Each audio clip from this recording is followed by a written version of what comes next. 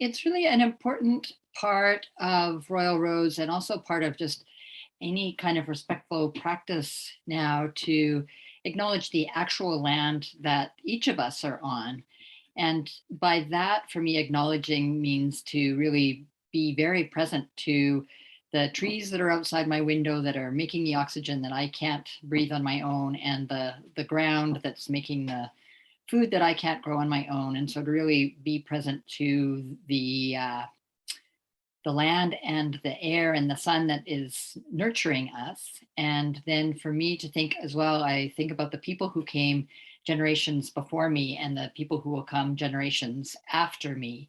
And so in this particular place where I am, this is the land of the Quisepsum and Lekwungen families who have really been in relationship with this land for millennium. And Royal Roads is situated on these lands and is in active relationship with the people of the Lekwungen and the Quisepsum nations, and that it's part of my commitment and the work of really the university is to keep working towards reconciling the truths of the histories that we all are a part of just by being connected to the land that we're on. And so that's the responsibilities to the people around us, and working for a future where we're in a different relationship, where I'm in a different relationship with the land and with the people that are connected with the land, so that we go forward in more balance and harmony than we have been in the past. So that's my acknowledgement, and I invite you to either quietly or in the chat, however you want to acknowledge wherever the land is and the peoples that come after and before you and that will come after you.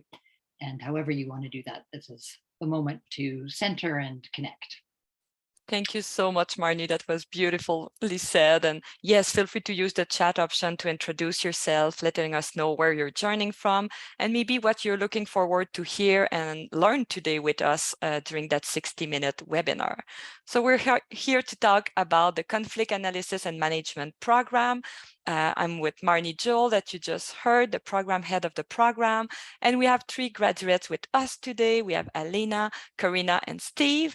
And myself, I'm Nancy, and I'm an education specialist here at Royal Roads University. And behind the scene, I have my colleague Ariana that is there. So if you have any tech issue, you can just pop a question in the chat and she'll be happy to answer you. We also have Diana from the enrollment team. So Diana will be popping some links and our information too. If you have any question about the program and admission, she'll be happy to help you out. And here, just a quick agenda for us today. We're together for 60 minutes, as I mentioned. So we're doing the intro now. I'll go over a brief overview of Royal Road and the program, and then we'll have a discussion with our 3 graduates. We'll have some time for questions and admission requirements at the end. And I see some people are introducing themselves in the chat. Thank you so much for this. And I think the graduate will be really the best people to introduce Royal Road, but just a quick note about the institution. So here at Royal Roads, we see life as a qualification.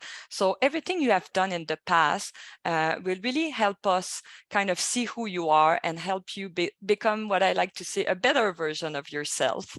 And when you come to Royal Roads, prof will know your name. So you're not in a big lecture hall with like 200 people. It's small class, cohort-based learning. So you really get to know people that you work with, that you study with, and you will get to know your instructors as well. Learning based on life, what we mean by that is that we know that your past experiences have shaped who you are, and you're always welcome to bring all those kind of, issues, problems, things that you work on in your professional life. You can bring them into the classroom and kind of reflect and work on those issues with your classmates and with your instructors. So it's really all connected. Connection for life. The people you meet at Royal Roads will often become your good friends, people that you keep in touch with on LinkedIn and maybe come back to graduation or some events on campus later on. So it's really great connection that you will build here. And finally, we were built differently. And what we mean by it is that 25 years ago in 1995, when the institution opened, Royal Roads really wanted to do things differently, and we were built in an online environment. So this is not something we pivot to 2 years ago with COVID. It was something we do since day one. So our instructors are really used to online learning and how to make the experience really a rich one for you. And so the program delivery at Royal Road, we have some online learning blended, which is the case of this program. So you will be mostly online and you will come on campus for residency, what we call learning intensive. And we have some programs at Royal Road that are fully on campus as well. And Marnie will talk about it in a few minutes. And just because before I pass it over to Marnie, we are a changemaker campus at Royal Roads University. And I really like this accreditation because it kind of empowers the vision to develop and inspire leadership at all levels. So it's from an individual perspective to an organization one. So you can look at Ashoka campus on Google if you'd like. We're just a few institutions in Canada to have that accreditation. And it's all about leadership, entrepreneurship, and really recognizing what kind of the unique skills that you have that you bring into the programs to make this place a better place and to all learn together. So that was a quick intro because I really want to keep time for graduates. And here I can pass it to you, Marnie, for a bit more info on the program.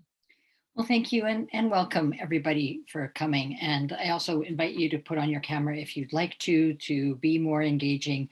And you'll see as soon as we start into a conversation with graduates that this is a very engaged program where the learning is applied and emergent. So when people come, and even for someone to think, oh, I want to spend 2 years really studying conflict, you have many ideas about what conflict is and what drives it and how to engage with it. And so this word map gives you some sense of all the different kinds of dimensions that really are evoked when we think about what is conflict.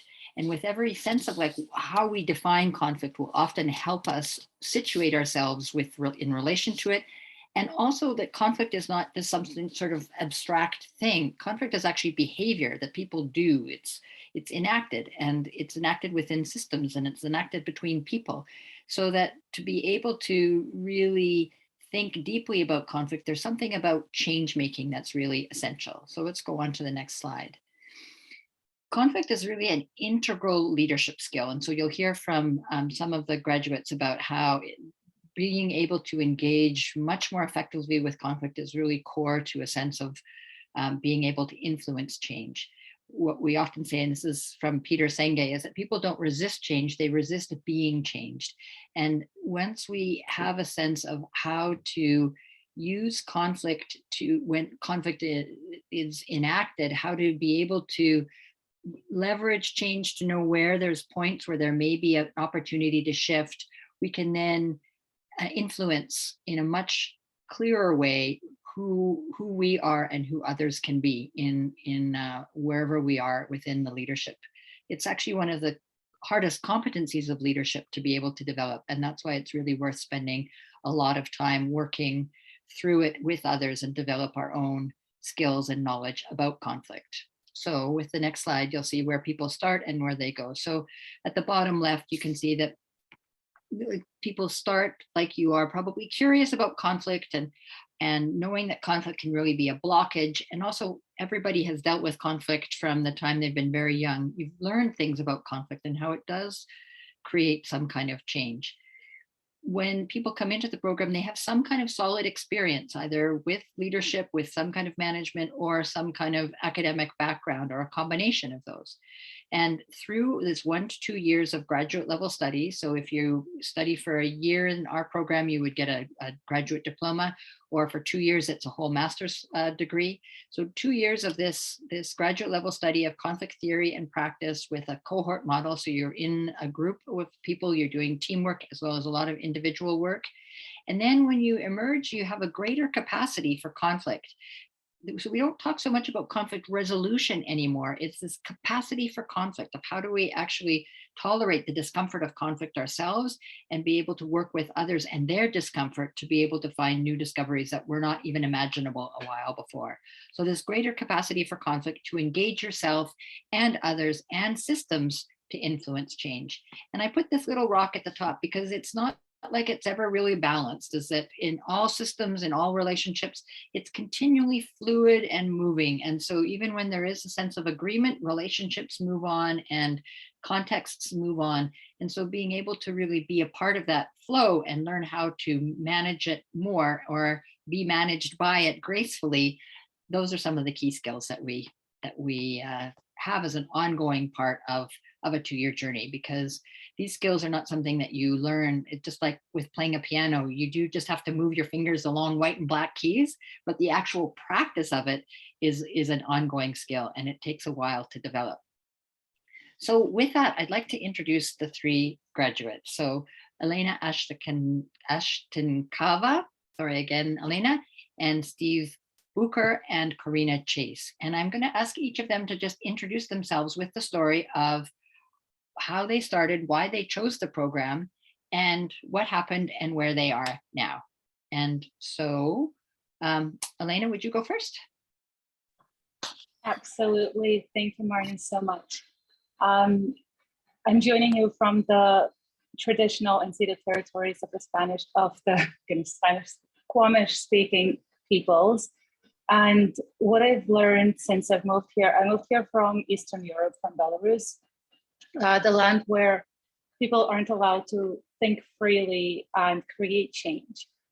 What I've learned in my time living on this land is that you get a choice in how you react to things that happen to you. And the reason that I learned that is that we had a loss, we lost a child, and most of the people that I've met suggested filing a legal suit. And I just thought that that was wrong and that would never bring the loss back, that would never make a change. But what I wanted to do instead was to change it for others who would walk the path after me. Sorry that kind of the thoughts kind of came up. Brought a lot of feelings because I haven't thought about it in a while. And so the reason I came to Rural Roads is that I've experienced how different life can turn out when you think about conflict and change differently. A few bereaved parents, including myself, we started a nonprofit organization called Still Life Canada, and we chose to engage with doctors and other professionals in the Lower Mainland in improving services to bereaved parents when they experience a loss of a child. So instead of suing the doctors who have made decisions in the moment that contributed to our loss, we chose to work with them, and we've created participatory action research that shone light on some of the gaps in the systems that exist. We've engaged with the doctors and the counselors and the nurses in sharing our stories and sharing the stories of the bereaved parents that we worked with. And over time, that created change in the systems. And those changes look like changes for the bereaved parents. So there is more space given to them to experience their loss, as well as more support for the nurses and for the practitioners working with those parents, pretty much allowing them to take time to grieve and to be in their space and ask for more support. And since then, other organizations and other people have built on what we've done, and they've grown, and changes are spiraling and changes are increasing. And in the 12 years that we've been doing this work, from when I've spoken to the parents before to when I speak with parents now, there's actually, it seems like there are more improved experiences than there were in the past for such parents. And when I've finished that organization, I wanted to learn, I wanted that academic experience that would bring me more of the theoretical knowledge, the academic knowledge that would back the experience that I had, that personal experience of creating change and making things different. And that's how I came to Rural Roads. I wanted the theory behind the practice that we've done so that that would grow and inform my practice as a conflict practitioner. And I chose railroads because I was a former grad. I finished my undergraduate degree with railroads.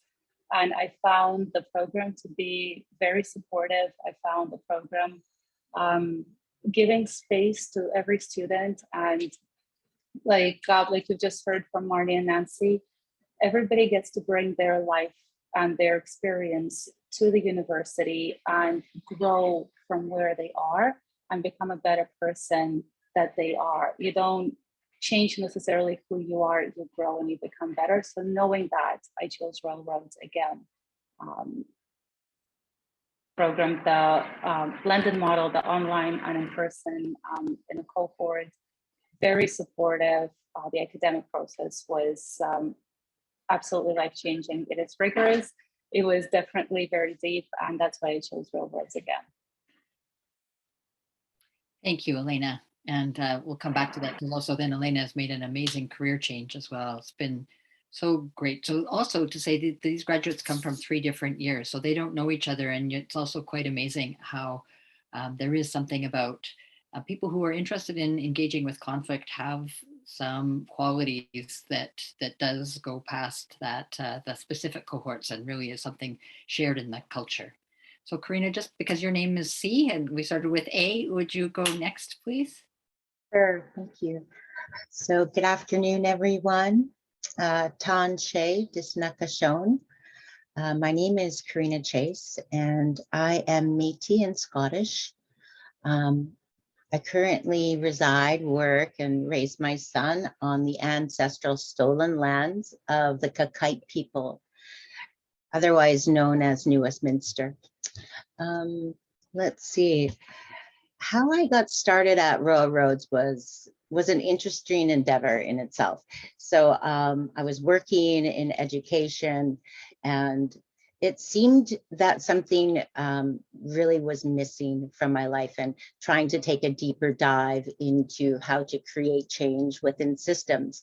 So I was working within a system with really tight structural constraints, which underserved marginalized groups, and I was overseeing the marginalized groups, and it just it didn't really fit with my values about how just kind of as a standby that that I would be guilty by omission, by not, if I had the inclination of to create change, then how do I pursue that? But there is a responsibility, I think, if you can reach more of your potential and take a deeper dive to create, I think even just to make the world a better place, and not to try to create anything, but how you show up and present. And then the reason is I had limited education. I had a counseling diploma and a justice degree, and I just didn't feel like I was armored up. And you have to armor up with knowledge if you're going to be meeting with knowledge, because people will pull policy and different things at you. So that's kind of how I started about entrance into a post-secondary institution. And I was tossing around the idea of doing leadership versus conflict analysis. And I think Marnie kind of nailed it there. Is the skills that I learned in conflict analysis was I was able to see a conflict and differentiate the different types of conflict. And then there's so many great tools, but there's one tool, and I'm not going to get into who it was from, but we had building blocks, and then we constructed what was the value. So, and then breaking down all the conflicts in order to slowly chunk away at them. And there are layers, multi-layers of conflict. And that's why I thought it was fitting as a Métis woman, and just the conflict interpersonally with, am I white? Am I Indigenous? Like, how do I walk this path? And all the secrecy in my family around being Indigenous. Like, so we have this lifetime of experiences that we bring with us, and that was mentioned earlier, but those are the strengths and the skills.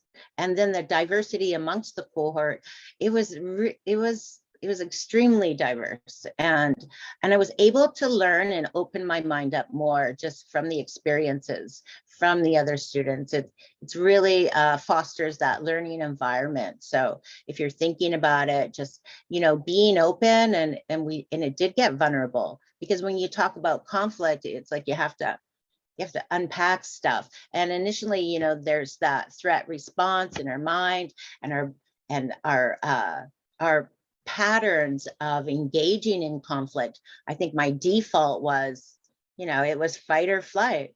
And so how I entered that, I think proficiently, or how I do enter it proficiently, is because of roads, and it just gives you the confidence. And I am applying the work. So I did make a career change, and I got a raise, and I'll tell you, it was good. So if you're thinking about school and you're looking at your pocketbook, I mean, I don't have a lot of years left to work, but I might as well work them well. And I think I graduated, let's see, at 51. So it was kind of like that midlife, do I do it? So do it. You won't regret it, if that's any advice I can offer you. Now I work in health management, and I am like a strong advocate for the TRC, for governments to apply the Declarations of Indigenous Peoples Act. And I have a very large view of the constraints holding in Indigenous people back in this country. And our status quo is so normalized about the interactions that individuals don't necessarily feel like they're being unsafe, or that's how things have always been.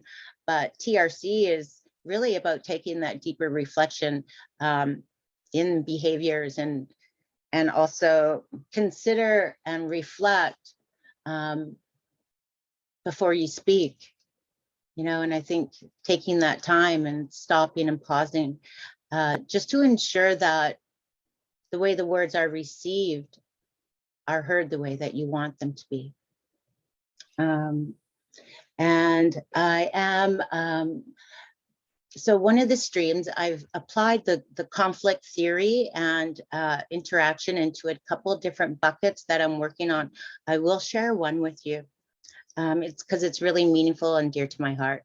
So I'm in the opioid crisis, which is the toxic drug supply. It is a national crisis, and other larger cities in the US have been battling this crisis for probably a decade more. So we can bring to the forefront that things aren't getting better. So one of the ideas in applying harm reduction strategies to individuals, to encourage them not to lean on the illicit street supply and avoid overdose and death, is engaging with people about the notions of harm reduction. A lot of people believe in these old Alcoholics Anonymous or Narcotics Anonymous, and believe that abstinence is the only path. And part of that culture in leadership in lots of the communities that we work in hold that position. And it's because they're scared of having drugs in the community. They're scared of the crime. They're scared of the issues that come up within families related to alcohol and substance use. So we can take that big bucket and start breaking it up, because, you know, there's a lot there. But the one piece that we are trying to break is to encourage dialogue about saving lives. Like, that has to be the priority. And to do that, we need to have meaningful and deep conversations with individuals who probably don't want to. But because it's impacting, like 6 people are dying per day in BC. So it's a big deal. And they have been consistently for the past 6 years. So there's like this missing information from the public health officer. They're not really like talking about it and the severity, but that's part of what I'm doing. And it's just about bringing people together in a safe circle, and providing some guidelines, and allowing people to start sharing their piece. And then if we can identify that same value, and how do we reach that? I think that's about it. Thank you, Corrina. Thank you. And over to you, Steve.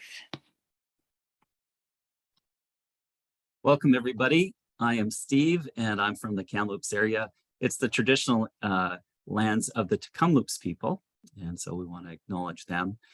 I come from a business background.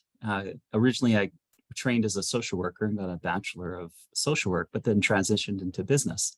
So what would a business owner want with a conflict management degree? What would attract me to the program? Well, the words are really cool. So if you want really good words at the end of your name and you're going to put them on your wall, then conflict management is a really good one to have. I did look at the leadership program, but I'm going to share a bias with you. Sometimes programs that attract people to a leadership program aren't necessarily leaders.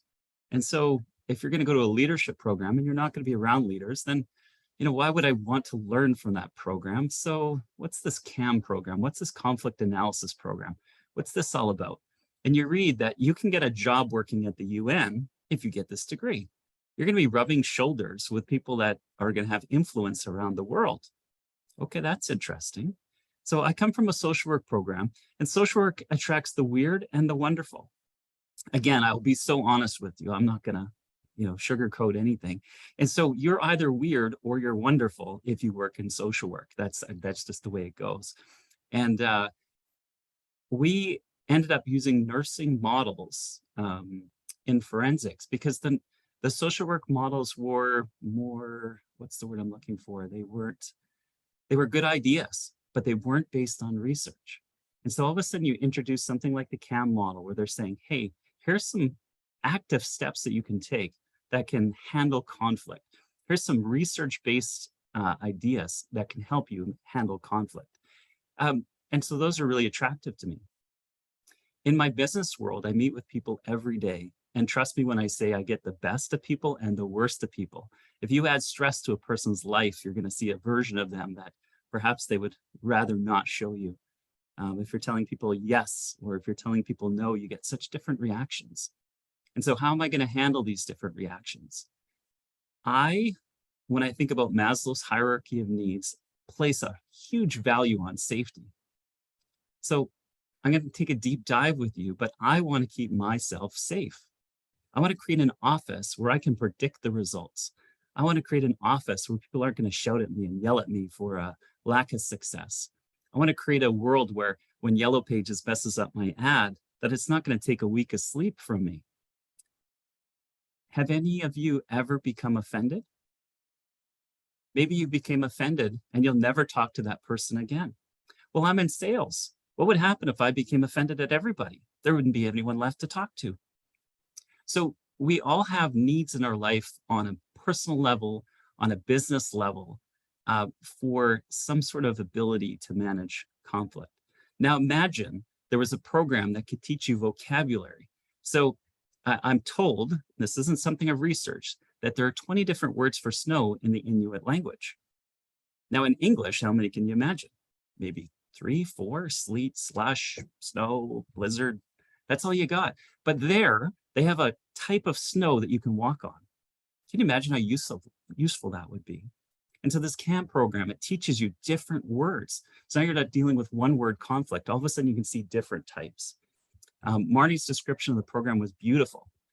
I think early on somebody said that that conflict was, it's not coming to me, I'll switch to something else. But when you think about a program that can take you and make you more useful in your community, take you and make you less vulnerable to becoming offended, take you and make you more able to have discussions about really difficult topics. Harm reduction is massive. I have no idea how we're going to get to a place of safety for everyone. You've got so many different mixed groups, but this program can teach you some of the language of that. We did a humanitarian studies program where you imagine yourself being dropped off in a third world country, and now you have to decide how you're going to behave. Guess what? There's a program for that. It's very helpful. It can give you all the different structures that you need. This isn't new stuff. You don't have to discover it for yourself. Someone else has already been there. And then part of, if you choose a thesis track, is you get to choose where the future can go. You don't just have a chance to look back at the past, but now you can affect the future. You can do research and you can figure out where you want to go. Our cohort was fantastic. We were the first one to be truly just straight online. We had COVID as one of our great issues. So we never met in residency, but yet we were able to create relationships, learn together, be resilient. If you're thinking about the program and you're thinking, you know what, it's going to take me 5 years. I think there's a way to do that. It's okay. If you start the program and decide, you know, it's too much for me, there's a way for you to manage it. We had students come back and they brought a maturity with them, having started with a different cohort and then entered our cohort later on. You need to be prepared for hard work. There's a lot of reading. You need to be good at taking notes. You need to be good at technology. They're going to ask you to create things online. And I'm a bit of a dinosaur. I think it was 46 or 47 when I started the program, and I didn't know how to do all this. So I'm asking my kids for help. So if you're young, you have an advantage over the dinosaurs. Hopefully people won't take offense to that. You will meet some amazing people that will hopefully speak into your life.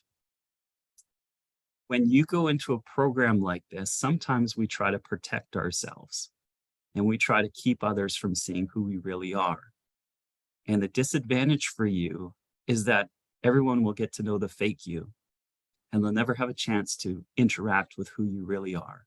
And you'll never have a chance to interact with who you really are. So part of the work of the program, as you do the reading, is to figure out who you are. You'll write a paper forwards and then you look at it and you go, is that really me? Or is there a deeper level? When I tell you that one of my goals that became apparent out of the program was creating safety, that comes from some deep work. You might be attracted to the program because of job opportunities or money, or maybe you're curious about how to handle conflict. But the reality is you have a personal reason for it. And if we can understand that motivation, then the words won't just be paper words or research words for you. They're going to become real. And so there is work in order to make the program real for you. The scheduling, I had to work in the evenings and on the weekends. So if you're the type of person that just wants to have me time, this might not be the right program for you. You really have to put your time and energy into the program. People of different writing skills will be with you, and the professors are great at working with you on some of those issues. I had a desire to do a certain paper in a certain class, and the professor said, sure, you can break the template and you can do something different. You can explore that curiosity that you have. Perhaps the best part of the program is understanding. Here, I'll give you my wife's words. When I started the program, she said, you never talk. You never talk. You never really have anything to say. You never really contribute to, you know, our conflicts. You just sit there and you go, okay, okay, okay. I now contribute to the conflict. I will tell her exactly what I think and what I see, and we have a safe way of chatting with it, and she loves it. And so for those in relationships, hey, here's your opportunity to get better. So my wife's words say the program makes a real difference. In my community, where people come in with their various problems, financial, emotional, mental, people having divorces, people getting excited about a new start or a new beginning in their life, those people often will come in and they won't share the real them. And so I'll try to help them, but it doesn't work. Something is just off. Something's just not quite right. And if you learn how to ask curious questions, then sometimes when they reach for the doorknob, they tell you the real reason that they're struggling. Person walks into my office and asks me about mortgage rates. They ask me about the ability to buy a house. And as they're leaving, they tell me it's because they're having a divorce. Those are heavy moments. And how do you handle them? If it's your best friend, if it's your neighbor, if it's a stranger, how do you handle that moment? How do you give them the dignity of it if they share that secret with you? Why didn't they share the secret up front? Why didn't they just tell me the real reason they were there? Why did they wait till they touched the doorknob?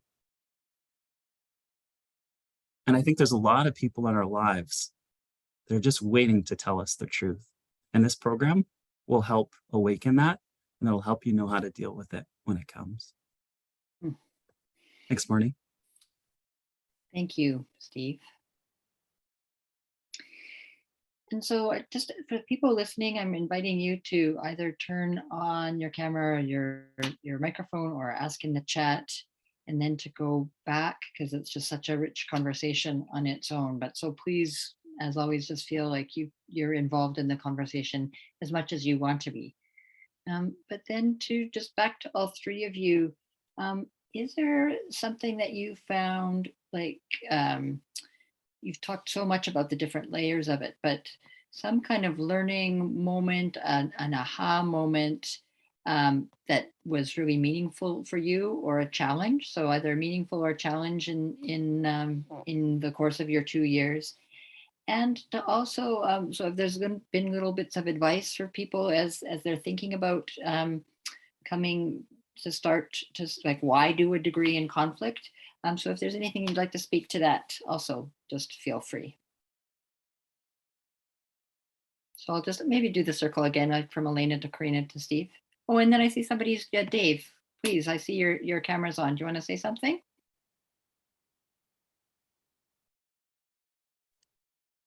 Sorry, I was just trying to work out how Zoom functions I on this hear you. device. Yeah. It's not what I'm used to. Yeah. Yeah, no, I'm really appreciating these insights into the program. I'm perhaps naturally doubtful that I would be accepted in such a program. I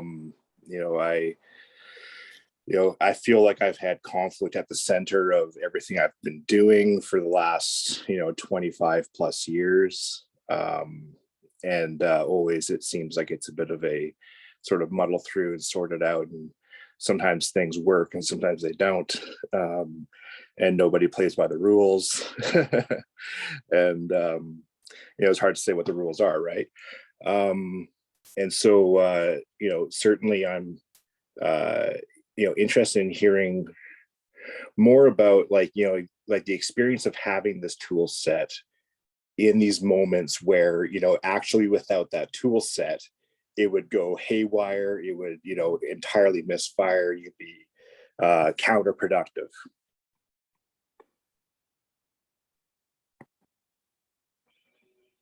Okay, Alena, so, and you're muted, so please start. That's wonderful. All right, thank you. So I find that the first year of the program was very heavily focused on conflicts that you bring to class to analyze, whether they were interpersonal or professional conflicts. A lot of the tasks focused on pick a conflict and let's analyze it using this conflict theory. Now you've done that, let's pick another conflict and analyze using a different conflict theory. And I found myself quite fatigued, because not that I ran out of conflicts, but it felt that, why am I here focusing on my own conflicts when I want to learn about conflict? And my aha moment, as Marnie said, was actually quite recently. I've been working as a family mediator, so families experiencing conflict. And I realized that experience of analyzing my own conflicts through different theories, through different lenses, and then learning how to plan different conflict responses, right? How would you plan an engagement in this situation? How would you plan it in that situation? It helped me prepare not only to understand my own responses in conflict and how I respond to certain things and how I can do it differently in a safe space, but it also allowed me to then see other people in conflict and be able to identify what they might be going through, to be able to ask curious questions that, instead of making assumptions, I could learn more about what is going on.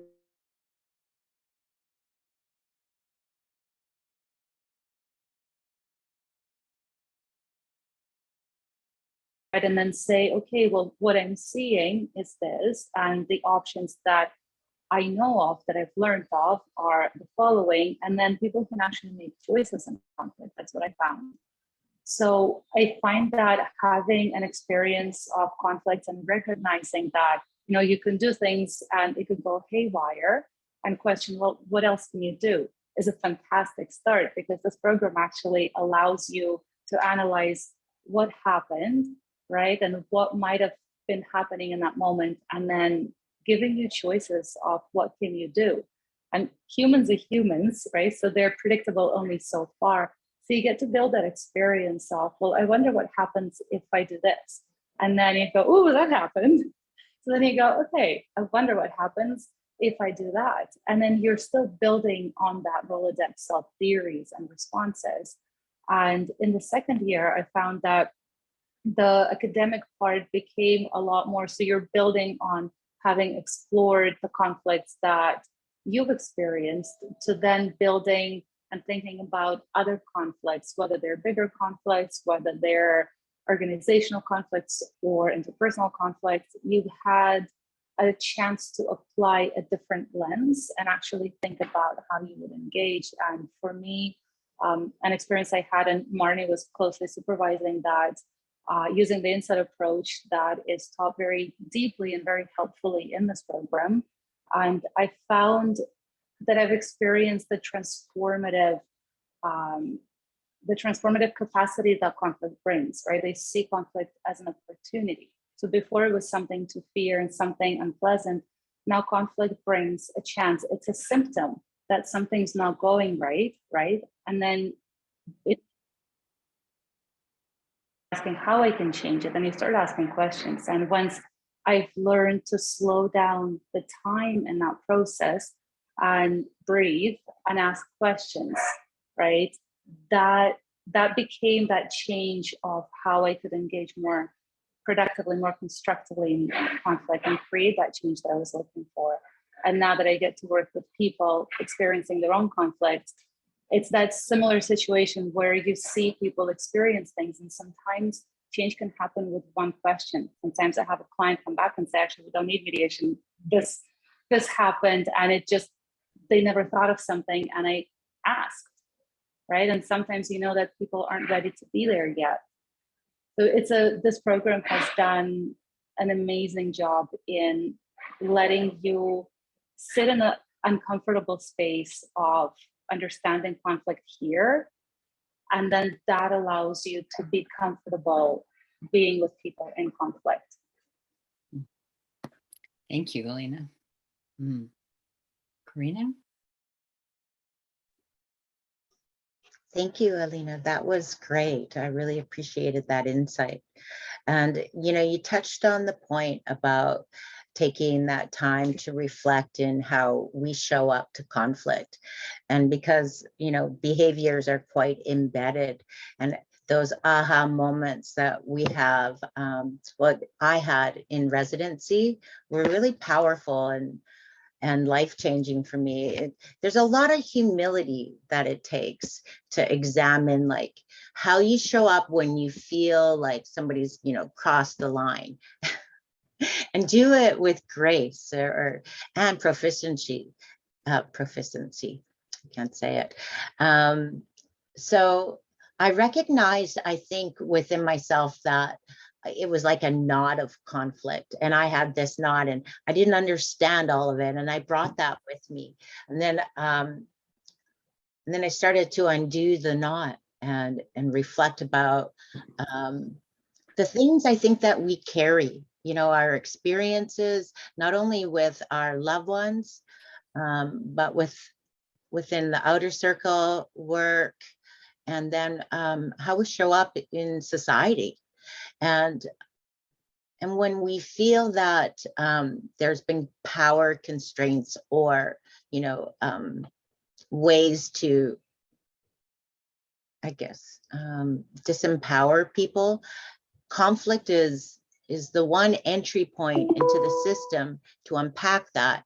And if you see yourself as like a change agent where you want to understand the conflict and then apply the skills, you really have to show up and be genuine and do that work within yourself so you can facilitate the teachings that you learned, apply the theory, use a model that's applicable, and start navigating through. And it's not like you have this big miracle moment at the end. It's more about this slow learning and how people can impact that behavior. Sometimes it takes a while, and I think some of the challenges that I feel that I'm faced with is people who don't want to engage in it. So you're all ready to go. All right, let's do this. And they're no, and that's okay. That's yeah, just kind of meeting people where they're at. And oh, I did want to mention this.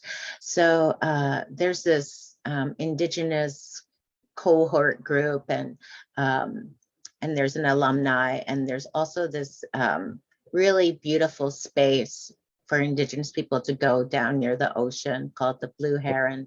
And if anybody's interested in attending Rural Roads, you'll have to go down there and just and use the space for time and reflection and in consideration. So it's like pretty special. Thank you. Thank you, Corrina. And Steve? There, we're unmuted. So I'll often say things that are shocking or funny or sort of sideways. And what I'm trying to do is I'm getting you to feel something. So Dave, this one's for you. I hope you're ready. So this guy named Guy Winch, and he said, life is a lot like a 50-year-old woman that goes on her first blind date. Okay, 50-year-old woman goes on her first blind date. She goes to the restaurant, meets the gentleman. Things don't go well. He leaves without asking for her phone number. And she's sitting at the table, dejected. And so she immediately calls her best friend, and her best friend says, well, of course he didn't ask for your phone number. You're overweight. You're not a good conversationalist. Your hair doesn't look good. You didn't do it right today. And your pants, oh my goodness, your pants. And what you should be experiencing right now is, who has a best friend that talks like that? We are that best friend. We're the ones who tell ourselves that we don't belong there, or that we're the reason that people aren't accepting us. Every one of the students in our CAM program had to overcome something called pretender syndrome, which is a sense that you don't belong somewhere. Everybody else belongs, but you don't. So Dave, as you're considering this program and thinking this program won't accept you, I applied for the program, and they said, Steve, we like you, but you have to take this extra course, and you got to do this, and you got to do this. And of course, we could become offended and say, you know what, I'm not taking this course. Or you can do the work. I had to take another course to learn how to write. I wasn't good enough. I didn't meet the standard. But it's up to you what you do with the information. I would have to say, if you want to be there, you need to put the effort in. You need to make it happen. Being intentional is how you control your life. Allowing circumstances to tell you who you are isn't always the best advice. Listening to your own mind isn't always the best advice. Talking to that best friend who tells us what's wrong with us isn't the best advice. Seeing others and saying, hey, how do you see me? How do you think this role would fit for me? How do you think that I would cope with this kind of program? Those are the kind of questions that you need to ask. I think Alena was talking about curious questions. Are we asking ourselves enough questions? This program should hopefully awaken some new thinking, some new questions. And I hope you choose to come. If you feel like you're attracted to the program is going to welcome you as you are. We all need to work on things. My writing, it wasn't good enough. I had to work on it. And I'm a better writer now than I was at the beginning of the program. My wife is an English teacher. She'll tell me that's the God's honest truth. Have I shocked you guys enough yet? I'll let someone else talk. Thank you, Steve. And we're going to move into the last 10 minutes with Nancy and Ariana. So first of all, I just want to say how grateful I am to each of you, and to also say, like, one of the things that I just find so amazing and profound is the way that the principles of adult learning are really embedded into the conflict program. Because if you were to put these three individuals together, who you've already heard are dynamic and imperfect, just like all of us, and to say, okay, now we're going to teach a standard curriculum, it just doesn't work. Is that it really does depend on everybody bringing in their specific cases, and then having these three people work together to be able to work in relationship. So you get feedback from people that you never would have got feedback from before, and that you're also getting the perspective. So you have experts on various areas in the room who can also contribute to your learning. And the other thing that I want to say is also one of the things that I think is really important about the program is it's not a conflict avoidance program. And sometimes we actually need to engage in conscientious conflict, as Corrina was talking about, to really be able to make change. And so sometimes it is important to increase a sense of challenge or conflict in order for change to become possible. And so I think that's also really important to emphasize, is that there are various ways that sometimes conflict can be destructive, and sometimes it is the thing we need to actually escalate in order for change to move forward. So I just want to thank the three of you, and for Nancy and Ariana, to turn it back to you. For those of you who are still curious about how to engage with the program, they can take it from here. Thank you so much, Marnie, and thank you, everyone. That was a beautiful conversation. I've learned tons, and I see comments in the chat too. People are excited, and thank you so much for the knowledge. And yeah, it seems easy when you talk about it, but I know it was a lot of work for all of you to go through the master. So thank you so much. You can stay on, or if you have to leave, we understand. Thank you so much. And as Marnie just mentioned, we'll just go kind of quickly over the admission requirement for the program. And please know that you can always go on the website at royalroads.ca, and you can click on the program and you will have all that information already. Or you can connect with Diana. I think she posted maybe her information in the chat, and we will make sure to send you all those links later on, so you can connect with an enrollment advisor and just discuss your situation. Just say where you're aiming to be after your program, where you're coming from, and then they can discuss with you. So I think, oh, Marnie, do you want to talk to that slide? I think this one relates to you. Yeah. And so we've talked about this a little bit, that there's a curiosity and a commitment to learn that Steve has talked about so beautifully, that Corrina was talking about, this resilience for the challenge of individual and teamwork. Because sometimes the teams are like the best experience, very positive, and sometimes the teamwork is like really challenging. And that also is part of the learning lab. And the openness to diverse ways of thinking and working, and a commitment to diversity, and a willingness to bring your own diversity and see your diversity as a strength and others' diversities as strengths, to work with power and to be able to work with humility as well. And then the academic writing skills, as Steve put so beautifully, is something that people develop as they go, but it's a certain core about being able to communicate in that way, and that if it's not one of your strengths, something else will be, and that there is an extra writing course, as well as an amazing writing center. It is really important, as Steve said as well, that it's basically like you're going to be taking on a part-time job. So you make sure that you have your work and family and social responsibilities taken care of, and financially your ducks in a row, so that you can really embrace the learning. And then everybody comes into some challenges over those 2 years as well, is that nothing is ever completely in balance. And so there's no perfect time to take a graduate program either. And so sometimes it is best to just leap in. Yeah, and I think here we just have the program at a glance. And as you mentioned, Marnie, many of the graduates already talk about it. But yeah, about 2 years-ish program, but you can take longer. 36 credit program. It's a blended model. And I like, could you take maybe 1 minute, Marnie, to talk about the delivery, the thesis or coursework, or the coursework with internship? Yeah, this is what's also is that everybody comes in with particular hopes for the program, of either getting better at their current job, to get a promotion in their current job, or maybe to do consulting work, and or maybe to do a career switch. And so for people who are interested in doing consulting, sometimes doing a thesis is really a good way to go, because you become an expert and you dive deeply and you do original, or you do some kind of research, and you have a supervisor and they're guided. If you do an internship, you find that internship yourself, but it's a number of hours of work that you are working in another organization, or even in your own organization in a very different capacity. So you have a different opportunity for mobility, and many students have made career switches because of that. Or if you wanted to build your capacity in your existing work and broaden, and you like structure, then there's the opportunity to just do 3 additional courses and then a kind of final capstone kind of paper. So once again, that sense of student-centered learning where you're able to choose the path that works best for you.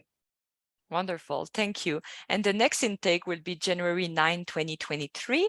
And as you can all see here, we have the application deadline coming up on August 31st. And I know we got a few questions already about it.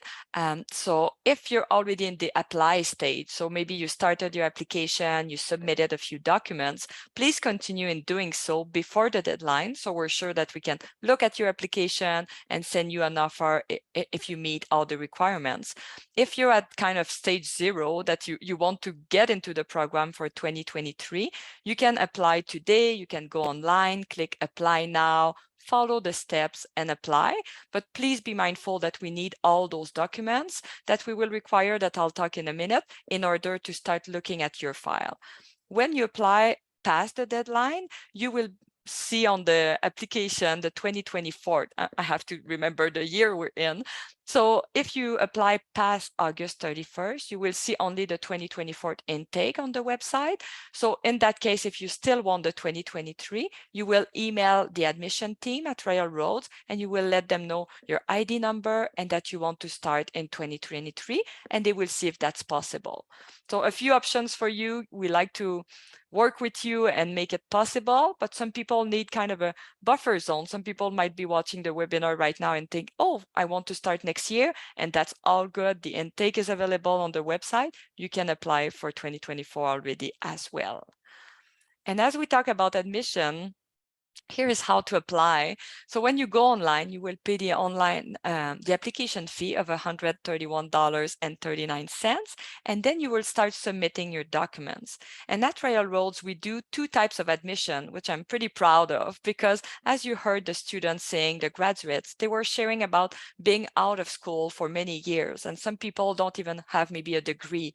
So we do what we call flexible admissions. So if you don't meet all the requirements for the standard admission, which are normally a 4-year diploma in a relevant field, if you have that, you will go through admission through a standard one. But if you don't have that, you can look on the website, and the flexible admission will mention all the criteria that you must meet to get into the program. So you can have like two doors kind of for you.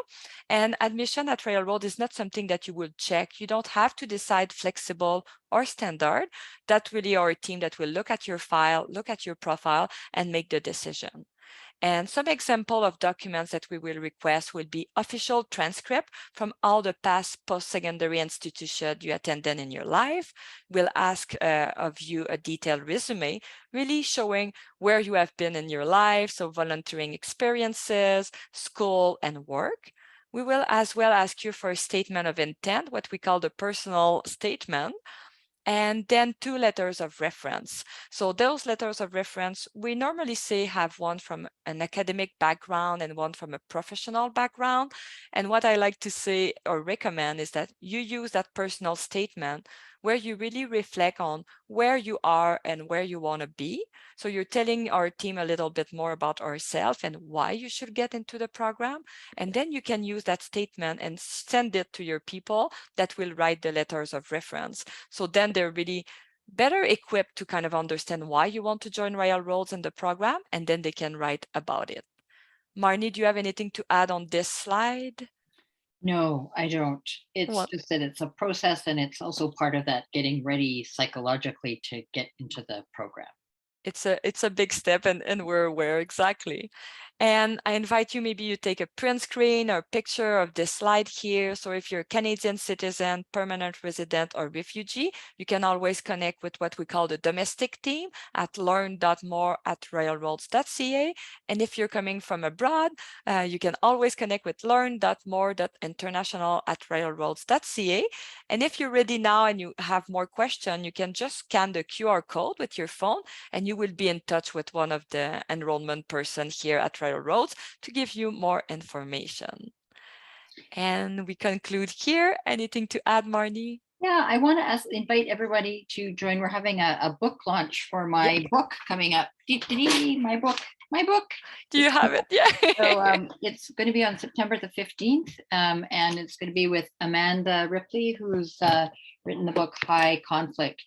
And then also to invite those of you who are interested to join the Insight Summit, which is it's a 2-day conference that's coming up. So there's always different kind of learning opportunities that you can take advantage once you're part of the Royal Roads